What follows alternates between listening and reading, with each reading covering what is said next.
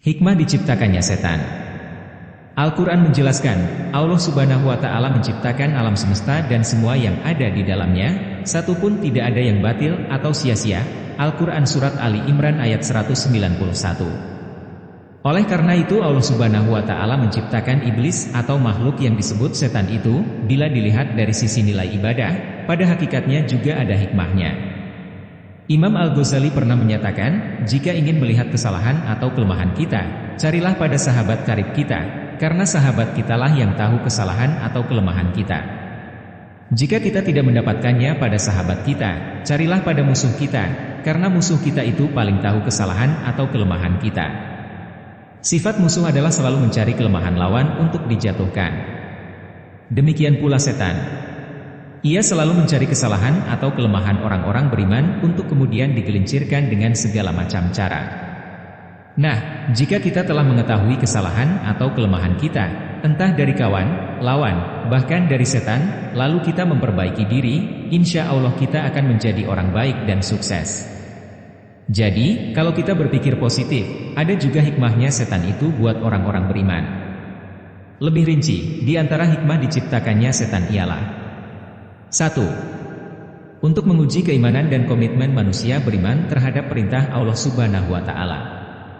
Karena setiap orang yang mengaku beriman kepada Allah pasti akan diuji. Al-Quran Surat ke-29 ayat 2. Jika dengan godaan setan seorang mukmin tetap istiqomah dengan keimanannya, maka derajatnya akan ditinggikan oleh Allah Subhanahu wa Ta'ala dan hidupnya akan bahagia.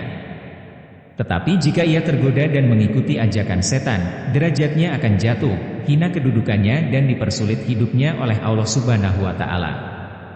Al-Quran Surat ke-41 ayat 30-31. 2. Menguji keikhlasan manusia beriman dalam mengabdi kepada Allah Subhanahu wa Ta'ala. Allah Subhanahu wa Ta'ala menjelaskan bahwa Dia menciptakan jin dan manusia tidak lain supaya mereka mengabdi kepadanya. Al-Quran Surat ke-51 ayat 56. Kemudian setan datang menggoda manusia, membangkit-bangkitkan syahwat kepada kenikmatan duniawi, membisikkan ke dalam hatinya angan-angan kosong dan keraguan, supaya manusia lupa terhadap tujuan dan tugas hidupnya di dunia. Jika manusia tetap sadar akan tujuan dan tugas hidupnya di dunia, dia akan tetap ridha menjadi hamba Allah Subhanahu wa Ta'ala dan mengabdi kepadanya. Terhadap hamba Allah Subhanahu wa Ta'ala seperti ini, setan tidak akan mampu menggodanya. Al-Quran Surat ke-15 ayat 40. Tetapi jika manusia tergoda, pada gilirannya ia akan menjadi hamba setan. 3. Untuk meningkatkan perjuangan di jalan Allah Subhanahu wa Ta'ala. Sebab tanpa ada setan yang memusuhi kebenaran, maka tidak akan ada semangat perjuangan, jihad, untuk mempertahankan kebenaran.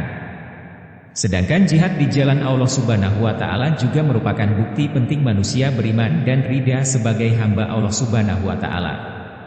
4. Allah Subhanahu wa Ta'ala hendak memberi pahala yang lebih besar kepada para hambanya. Semakin besar godaan setan kepada manusia dan dia mampu menghadapinya dengan baik, maka semakin besar pahalanya di sisi Allah Subhanahu wa Ta'ala. Al-Quran Surat ke-3 ayat 195. 5. Agar manusia waspada setiap saat, selalu memperbaiki kesalahan, meningkatkan kualitas ibadah dengan bertakarrub kepada Allah Subhanahu wa Ta'ala. Karena setan senantiasa mengintai kelengahan manusia. Sekejap saja manusia lengah, setan akan masuk, lalu mengacaukan hati dan syahwat. Tapi orang yang selalu waspada, akan senantiasa ingat kepada Allah Subhanahu wa Ta'ala sehingga setan tidak punya kesempatan untuk mengganggunya. Jadi, bagi orang yang sudah kuat imannya, gangguan setan itu tidak akan merusak ibadahnya, tetapi malah mempertinggi kualitas iman dan ibadahnya. Masalahnya, tayangan-tayangan setan yang makin marak di televisi, tidak ditonton oleh mereka yang telah kuat imannya, melainkan oleh masyarakat dari berbagai lapisan umur dan kadar iman yang terbanyak masih memerlukan bimbingan.